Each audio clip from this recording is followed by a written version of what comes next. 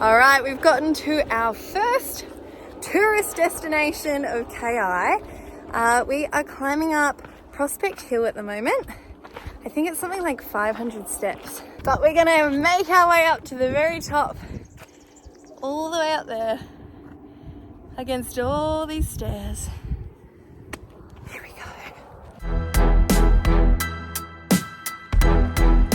Just on your way up, before you get to the top, there's a defibrillator. We made it to the top. Yeah, because they would have bumped into the Look how awesome this is. You can see very far. See the road we travelled along. American River. Wow. Our car's all the way down in the parking lot. Very far from up here. And we're making our way back down towards the car park. The stairs are quite steep, but there is a handrail, which is useful, and lots of little positions where you can stop and have a quick breather and let other people overtake. You'll see there's quite a few little lookout spots, so you don't have to feel the pressure to go up the stairs quickly. We've got the Flinders Chase National Park entry. So after a very rainy drive, we have made our way to the Flinders Chase National Park Visitor Centre. So this is where we are going to book our tickets. Now, I saw a sign that said if you haven't pre-booked, you can book them online now, but we have no phone reception. So we'll head into the visitor centre and see what they've got to say. So as we drive from the visitor centre, we're going to stop past the lookout, Bunker Hill Lookout, head down to the Lighthouse and Admirals Arch, and then across to Remarkable Rocks, then come back out, up, back through the visitor centre, and then head back to Kingsgate. So we're making our way from the visitor centre out to Admirals Arch. It's a 15-kilometre drive and then 16 to get to, what was the next bit? Remarkable Rocks or something like that. So we've got a little drive ahead of us in the beautiful national park. At the moment, the rain's holding off for the minute, so hopefully it will be a dry morning. All right, our first spot of Flinders Chase National Park is Bunker Hill Lookout. It's literally a slip lane on your way to Admirals Arch. Look how stunning that is. Big views of the landscape. You can see where the fires came through and just burnt out this whole area. We are approaching the lighthouse. You can see it in the distance, even through all the rain. So in a turn of weather events, we now have thunder and lightning. We were sitting in the car waiting for the lighthouse, but I don't think it's gonna get much better. It actually just got worse. We're gonna just have to make a break for it.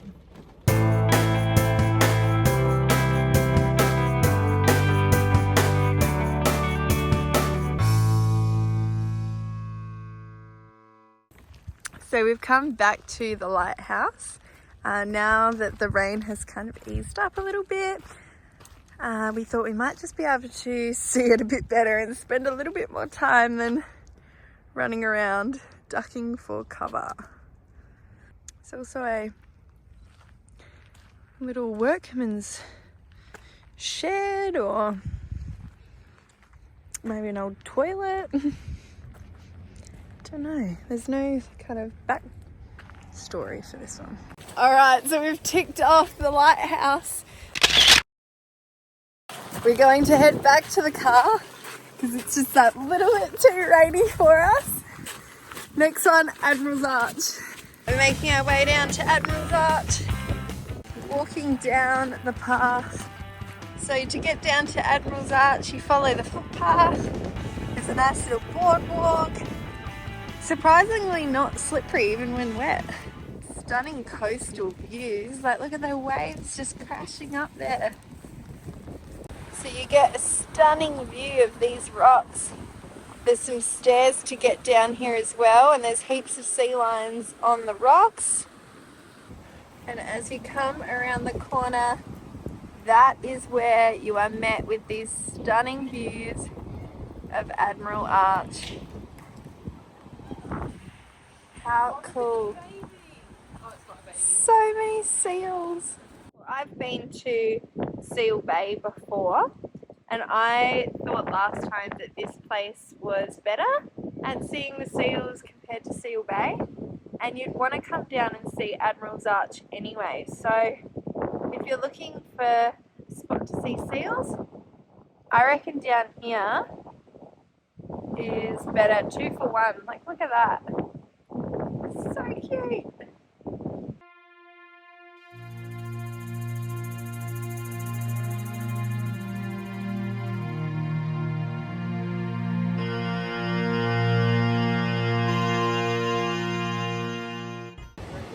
This little platform at the bottom is great for photos, but also standing up that little bit higher just gives you that different angle.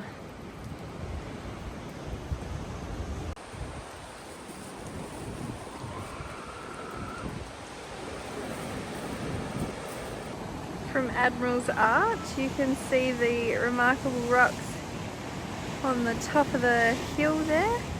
That is going to be our next spot. So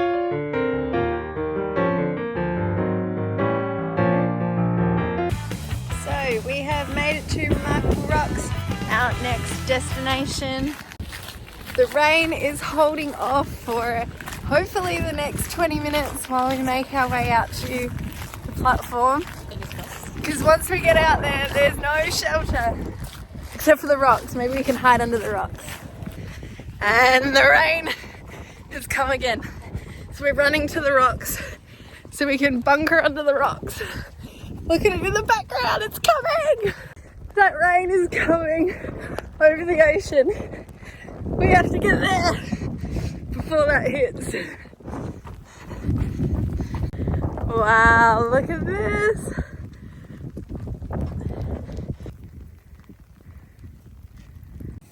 It's just like we've entered Mars and we're just walking around in an alien landscape. Wow.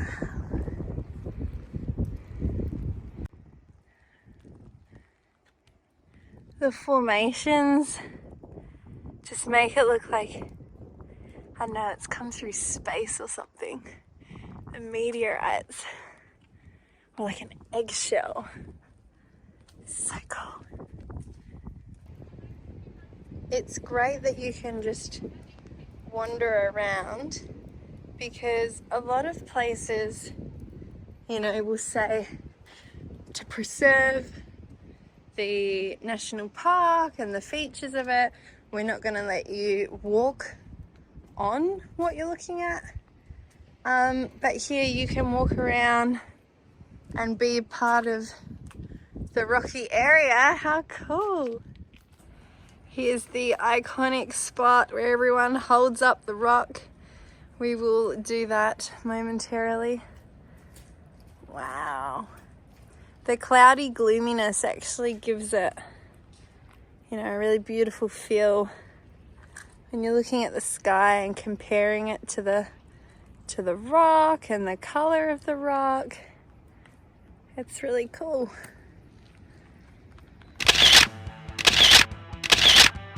There are so many different caves that you can go wandering through.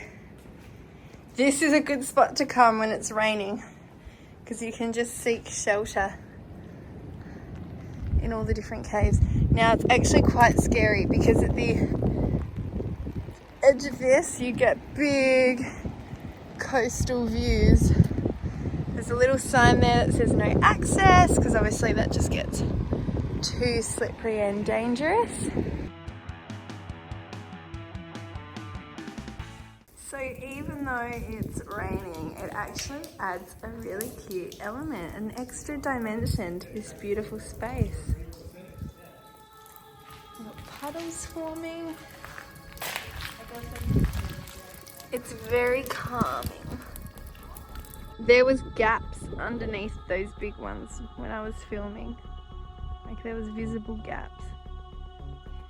This is definitely a must-do when coming to Kangaroo Island. This is the spot we've spent the most time.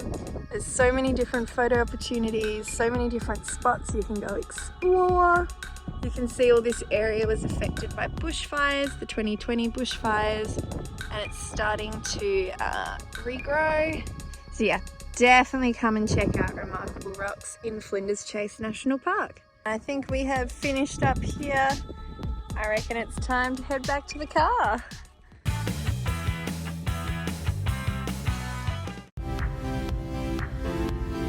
So we are coming into Kingscote back after today's adventures. Kingscote is one of the largest towns. So you've got Penshaw where the ferry comes in, and then Kingscote is your next major town. That's where you'll find a lot of accommodation choices. You've got IGA, pubs, service stations, so it is definitely a good hub for a place to stay. This is where we had dinner last night at the Queenscliff Family Hotel. Over to the left looks like there's some souvenir shops and little bits and pieces. Oh, Home Hardware on the corner. We're looking for some places that we could possibly eat. This post office, the bank, 24-hour ATM, always handy. Cactus, there's another restaurant. Another great spot to come check out is Bay Lavender Farm. We've just pulled up at the car park, and there is stunning views of the lavender rose. How cool is this? I remember coming here before and having a lot of bees flying around. So if you're allergic to bees, do be very careful. There's a little cafe where you can come and get lunch, and I think their menu is known for having a lot of lavender flavoured goodies. I think there's lavender ice cream, lavender scones. We're gonna have to try some of these out.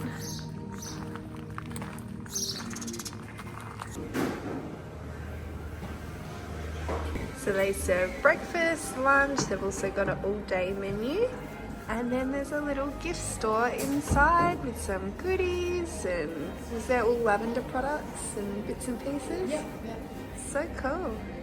So we have the lavender scones with some jams, maybe a strawberry jam and an apricot jam, some cream with a orange and an awesome looking scone. Now I got the bacon and eggs, so it's poached eggs, except it looks scrambled to me, and some bacon. So we just had a lovely meal, and now we've come out to wander the lavender fields.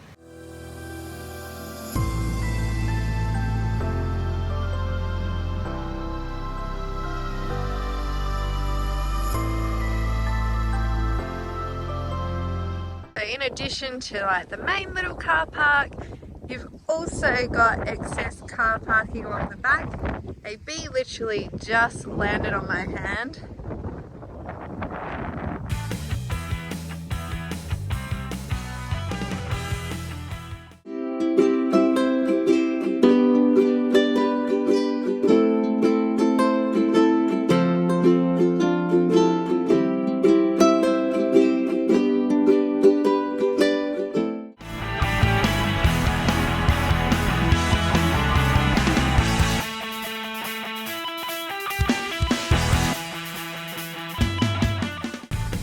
Just approaching Stokes Bay car park, and look, it will trick you at first sight. It doesn't look like there's much here, but you will be pleasantly surprised. It's a little journey through the rocks. Alright, so this is Stokes Bay. So to get through to the main beach, you have to go through these rocks.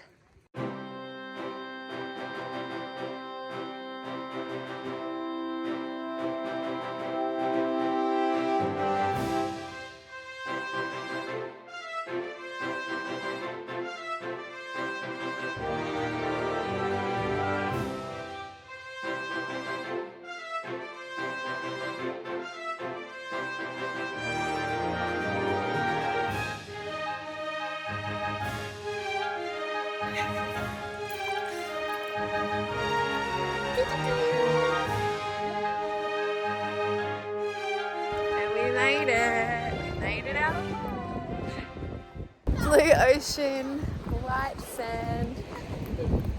So good. So this is Stokes Bay. It is absolutely stunning, this beach. It's got a little rock pool kind of area. Well, not rock pool, but a swimming area that's kind of barricaded by little rocks so that there's no waves. It's really calm. And then obviously you've got like the big surf out here, which isn't so protected. But this is just a really beautiful beach. Pure white sand and lovely blue waves. Can't get any better than that.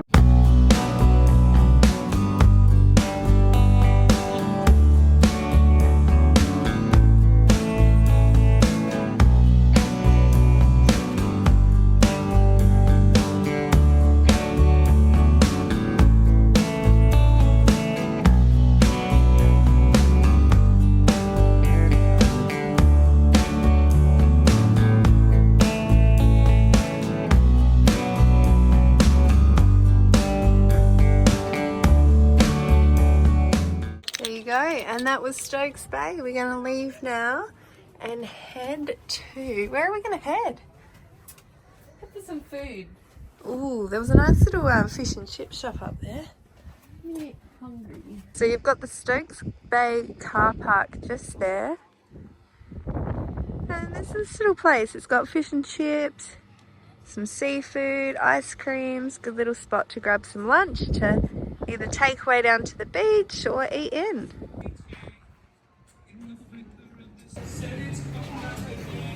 So we're at the Rockpool Cafe. We've ordered waffle fries and chips, but they're actually French fries. Don't be fooled. If we come really close. Alright, another cool attraction to check out on Kangaroo Island is King George's Castle. Look at this. This man has made all of this himself. This is his home, his pride and joy. Wow. And at night time, it lights up like a Christmas tree farm. How cool. He does all of this himself. Imagine how much work it is to upkeep the property. He's got little walkthroughs, you can climb in and out. Even like just the displays of toys and ornaments and statues. It's so awesome. My question is, where's George? He's even painted the plants for extra effect. Looks like we've got a Christmas... Oh, there's a bird on the wheelbarrow. A red rosella. We even have a Christmas design here. Snowy Town, Nutty Tower. Scarlet's amongst the play equipment. We come through a little shed. He's even got a little toilet here that people can use. Oh wow. There is so much stuff. Are you going to sign the guest book? Yeah. Nice.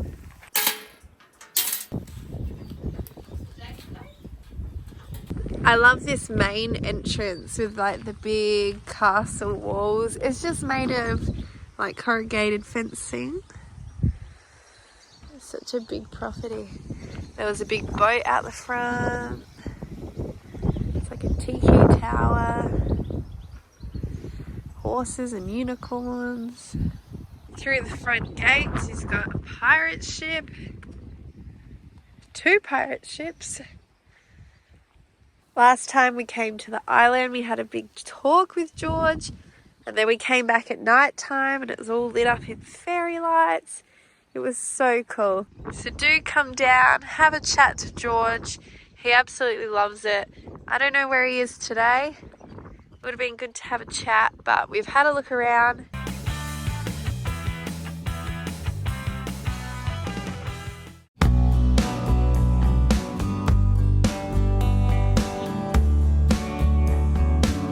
If you want to get over to see the rock pool, you have to climb the rocks and then you'll get to this little spot.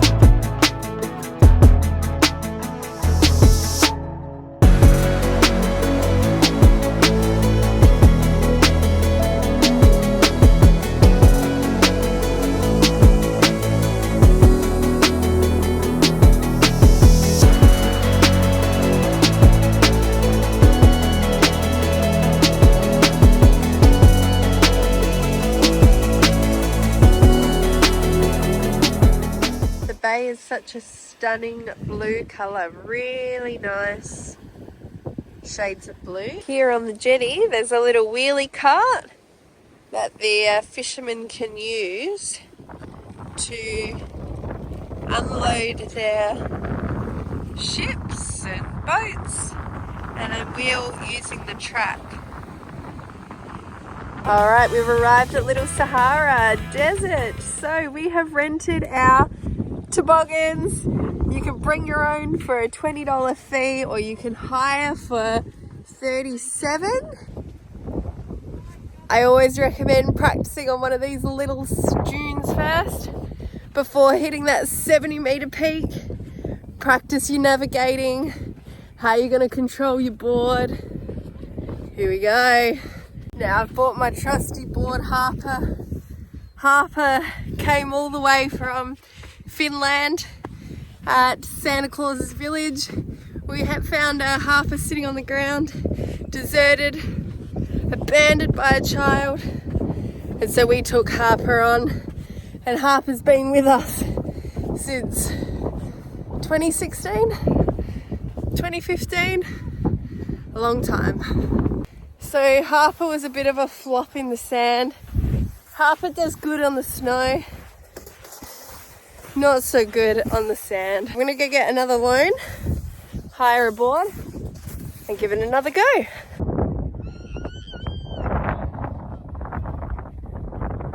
Okay, we've made it to the top of our peak. It is definitely a big climb. You can tell I'm puffing and puffing, but we're gonna start off with a little one. We're gonna nominate Scarlett to go first with her board. The worst that can happen is you just flip like those people. Remember, use your hands to steer and use your hands as brakes.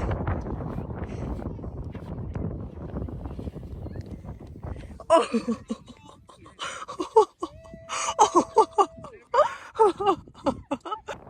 You've been a good travel buddy. Oh gosh. Yeah, that was a smooth one. That was smooth. Here we go, got a bit of action.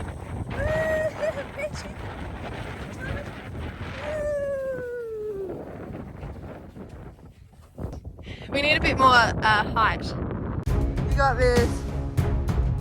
She's super scared right now. She's freaking out. Yes! Oh, what now?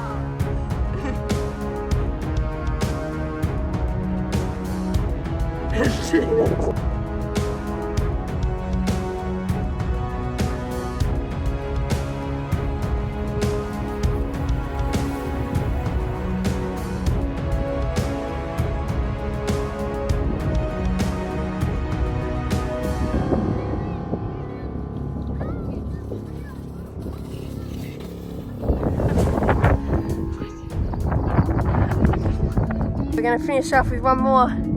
It's hard work climbing to the top. That's not finishing with a bang. Redo, I like it, redo. A little bit further than before. There you go. That was Little Sahara Desert. What fun. It's just gives you a laugh, you know. It doesn't matter how good or how bad you are at sandboarding. How bad, how good, how bad, how good. At sandboarding you are. Huh? Nothing. It's good fun. It's good. It's always a highlight, Little Sahara Desert. It's fun. Everyone just comes out and gives it a go. I think a lot of people leave with injuries. A lot of people do the sandboarding and they've never done snowboarding or sandboarding before. They give it a go and then they slam to the ground. So do be careful.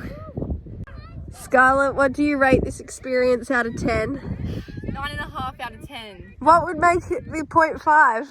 Not stacking it as much.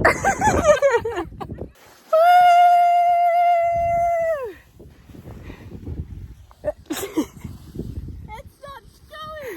No! We're done. We're done here.